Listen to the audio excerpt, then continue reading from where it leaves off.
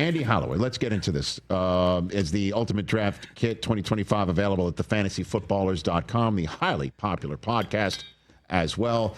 The first overall selection in a fantasy draft should be who?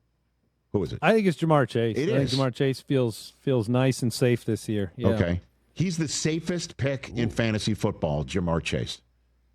Yeah, I mean, last year I think the pendulum swings in fantasy all the time. So it's like, the running backs perform. Everybody wants to run to the running backs, and then when they let you down, they run to the wide receivers. But, I mean, Chase is part of that perfect storm in Cincinnati. Great quarterback, no defense. I mean, that's fantasy gold. So Chase feels safe. Now, you haven't had a number one fantasy finish at wide receiver repeat since, I think, Antonio Brown back in 2015. But we play on probability, and it seems like Chase is the highest probability to do it. The most safe running back to choose.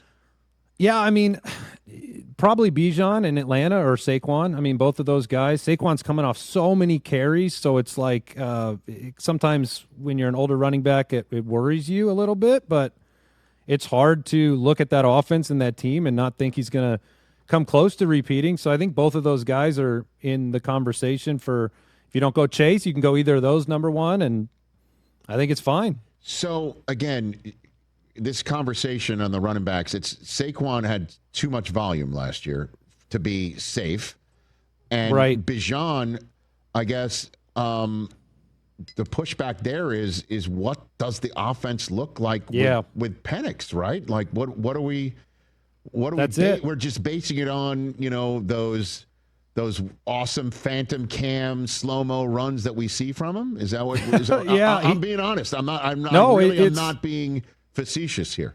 Andy. No, it's great. Like Saquon, what was awesome about him last year was not just the volume, but he had all the big plays, like the 60-plus yard touchdowns. Like that wasn't really Bijan's like recipe for success. It was just chunk after chunk after chunk. Now, they dealt with worse quarterback play than people expected. Kirk Cousins, that went sideways.